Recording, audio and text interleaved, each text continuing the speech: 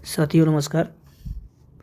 आज आपको हम मगध के विस्तार और उसकी स्थापना, मगध की स्थापना एवं विस्तार के बारे में बताएंगे और कितने वंश ने शासन किया उसके बारे में चर्चा करेंगे। अगर मगध के विस्तार की बात करें तो सबसे पहले मगध पर हर्यक वंश का नाम आता है। किसका? हर्यक वंश। और हर्यक वंश के संस्थापक आपके माने जाते हैं बिंबिसार, जो 544 बीसी से 492 बीसी तक शासन करते हैं। ये बौद्ध धर्म के समकालीन, बौद्ध एवं जैन दोनों के समकालीन माने जाते हैं। बौद्ध एवं जैन के समकालीन माने जाते हैं। और ये शुरुआत में बौद्ध धर्म और अंतिम जाते समय जैन धर्म को स्वीकार कर लिया। ये अपनी राजनीति को पूर्ण करने के लिए विवाह का माध्यम अपनाते हैं। किसका माध्यम अपनाते हैं? विवाह। इनका उद्देश्य था मगध का विस्तार करना और उस उद्देश्य की पूर्ति के लिए इन्होंने विवाह का माध्यम अपनाया। ये क्या किया? सबसे पहले इन्होंने कौशल देश की राजकुमारी के साथ शादी करी। फिर इन्होंने क्या किया? वैशाली नरेश की राजकुमारी के साथ शादी किया और मद्र नरेश की राजकुमारी के साथ शादी करी और शादी करके यहाँ से क्षेत्र विस्तार, अपना मगध का क्षेत्र का विस्तार करते चले गए।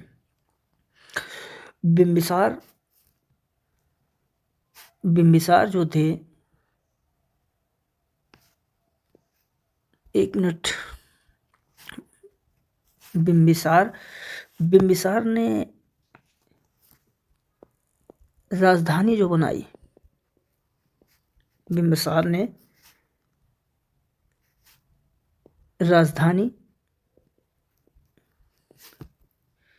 राजगृह को बनाई। किसको? राजगृह को, जिसको हम लोग राजगीर भी कहते हैं। राजगीर की संरचना क्या थी? किलेबंद संरचना थी। ये 5 पहाड़ियों से घिरी थी। तो बिंबिसार ने मगध की राजधानी राजगृह बनाई। एक अंग देश के शासक थे आपके ब्रह्मादत्त। उनको बिंबिसार ने पराजित कर दिया और पराजित करके अंग देश को मगध में मिला लिया। अंग देश के जो शासक थे उस समय ब्रह्मादत्त थे, उनको बिंबिसार ने पराजित किया और अंग देश को किस में मिला लिया? मगध में मिला लिया। माना जाता है कि कुछ समय बाद इन्होंने अंग प्रदेश पर भी राजधानी का निर्माण कराया जाता है, लेकिन इनकी जो राजधानी मानी जाती है वो राजगृह ही है। और अंगराज्य का उत्तराधिकारी बना दिया अपने पुत्र अजातशत्रु को। अजातशत्रु कौन था? अजातशत्रु जो है बिंबिसार का पुत्र था और ये बिंबिसार को ही राज प्राप्ति के लिए मार देता है। इसको ध्यान दीजिएगा कि राज प्राप्ति के लिए इसे मार देता है। बताएंगे आगे। बिंबिसार को जीवक भी कहा जाता, श्रेणिक भी कहा जाता था। बिंबिसार को क्या कहा जाता था? श्रेणिक। बिंबिसार ने जो उस समय अवंती राज्य था, उस अवंती राज्य के राजा थे चंद्रप्रद्योत। राजा कौन थे? चंद्रप्रद्योत। और चंद्रप्रद्योत और बिंबिसार से बनती नहीं थी, इसलिए मगध का शत्रु राज अवंती को माना जाता है। कहा जाता है कि चंद्रप्रद्योत की तबीयत जो है वो खराब हो जाती है, एक असाध्य रोग से पीड़ित हो जाते हैं, लाइलाज बीमारी से पीड़ित हो जाते हैं। इसके लिए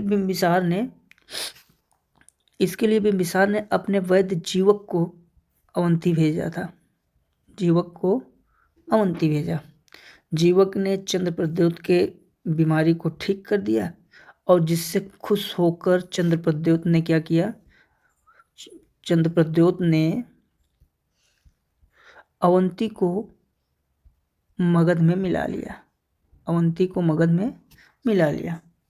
इस तरीके से बिम्बिसार ने न युद्ध किया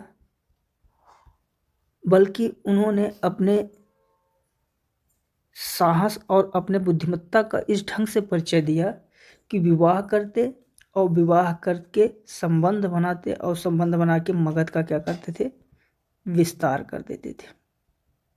करते करते बिम्बिसार ने 52 साल तक मगध पर शासन किया। बिम्बिसार जब 52 साल तक मगध पर शासन किया तो उसका पुत्र एक अजातशत्रु है। अजातशत्रु जो है, जो चेलना औरत थी। चेलना कहाँ की औरत थी? बिम्बिसार की। और ये चेतक नरेश की पुत्री थी। चेतक नरेश की पुत्री, जिसको हम लिच्छवी नरेश भी कहते हैं, उन्हीं का पुत्र था अजातशत्रु। अजातशत्रु क्या था? उन्हीं का पुत्र।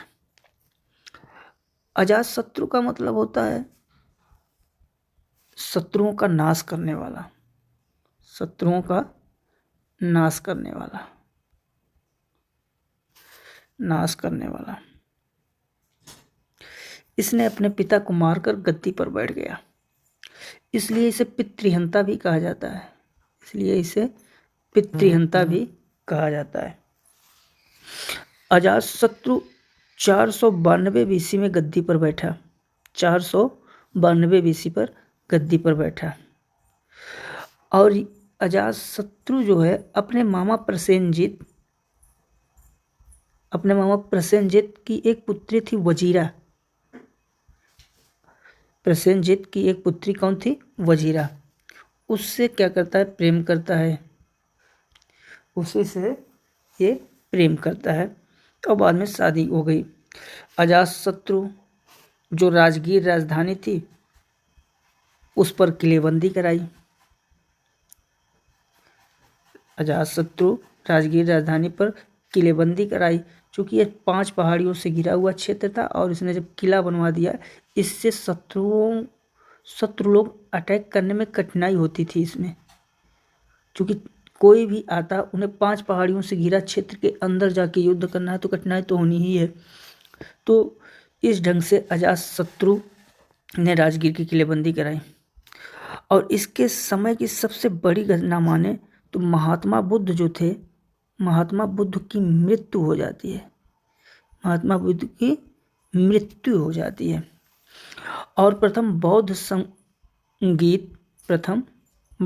संगीत जो कि महात्मा बुद्ध के मृत्यु के 100 वर्ष बाद उनकी याद में इसी के समय पे प्रथम बौद्ध संगीत हुई। ठीक है। इसकी जो एक प्रमुख युद्ध नीति देखें तो इसका जो प्रमुख युद्ध नीति था, ये क्यों बार बार जीत जाता था कोई युद्ध, उसका सबसे बड़ा कारण ये था कि ये प्रक्षेपास्त्र और हाथियों का प्रयोग बहुत अधिक करता था। इसने पहली बार, प्रक्षेपास्त्र का मतलब होता है पत्थर फेंकने वाले यंत्र, और हाथियों का प्रयोग बहुत अधिक मात्रा में युद्ध में करता था, जिसके कारण ये हर एक विजय को बहुत जल्दी ही जीत जाता था और विजय कर लेता था। ठीक है। इसने अपने सहयोगी जो इसके थे, सहयोगी कहें या फिर सहयोगी ही मानिए, इसके सहयोगी जो वर्षकार थे, वर्षकार के सहयोग से इसने वैशाली पर आक्रमण कर दिया। वैशाली पर क्या किया, आक्रमण कर लिया और आक्रमण करके वैशाली को इसने जीत लिया। आक्रमण करके वैशाली को इसने जीत लिया। इसके 2 पुत्र हुए, अजातशत्रु के 2 पुत्र हुए। एक का नाम उदयभद्र था और दूसरे का नाम उदयन था। उदयभद्र को इतना शासन में रुचि नहीं थी, ये शासन में सत्ता में इतनी रुचि नहीं रखता था। और उदयन क्या था, उदयन बहुत तेज तर्रार शासक था। उदयन भी अपने पिता की तरह अजातशत्रु की हत्या कर देता है, अजातशत्रु की हत्या कर देता है। उदयन अजातशत्रु की हत्या कर देता है और खुद 460 BC में मगध का साम्राज्य, मगध की गद्दी पर बैठता है, मगध पर शासन करता है। ठीक है। उदयन को भी पितृहंता कहते हैं। एक तरीके से इस वंश को ही पितृहंता कहा जाता है। क्यों? क्योंकि ये सब अपने पिता को मार मार कर गद्दी पे बैठे हुए हैं, इसलिए उदयन को भी पितृहंता कहा जाता है। अजातशत्रु 16 वर्ष तक शासन किया था। कितने वर्ष तक? 16 वर्ष तक शासन किया था। उसके बाद उदयन जो है 460 BC में इसको मार कर गद्दी पर बैठ जाता है और 460 से ये 444 ईसा पूर्व तक गद्दी संभालता है। इसकी सबसे बड़ी खासियत थी कि इसने राजधानी राजगीर से हटाकर पुरुषपुर कर दिया। पुरुषपुर, जिसको हम लोग कहते हैं पाटलिपुत्र। पाटलिपुत्र, इसी पाटलिपुत्र को पटना कहा जाता है। इसी पाटलिपुत्र को क्या कहा जाता है? पटना कहा जाता है। ये भी जो है अपने पिता को मारता है, मारकर गद्दी पे बैठता है। इसने राजधानी राजगीर से हटाकर पुरुषपुर या पाटलिपुत्र बना लेता है और यही पाटलिपुत्र आगे चलकर किस में बदल जाता है? पटना पर। ये जैन धर्म स्वीकार करता है, ये जैन धर्म स्वीकार करता है और शासन करते चला जाता है। फिर इसके पुत्र जो आपके नागदशक थे, वो नागदशक अयोग्य शासक था। इसका पुत्र जो नागदशक था वो एक अयोग्य शासक था और नागदशक की हत्या एक नए वंश के शासक आपके शिशुनाग, यानी शिशुनाग इन्होंने कर दी। नागदशक, इसके बाद जो नागदशक था वो एक अयोग्य शासक था और इनके नए वंश के शासक शिशुनाग ने क्या करा? इनकी हत्या करके एक नए वंश की स्थापना कर देते हैं, जिसको हम लोग शिशुनाग वंश कहते हैं। शिशुनाग वंश, इसी को शिशुनाग भी कहते हैं, कहीं कहीं शिशुनाग भी लिखा रहता है। तो शिशुनाग शिशुनाग दोनों एक ही है और इसका शासन चलता है 412 BC से 344 ईसा पूर्व तक। ठीक, तो अगले वीडियो में हम आपको शिशुनाग वंश और नंद वंश इन दोनों का विस्तार अच्छे से बताएंगे। तब तक के लिए नमस्कार।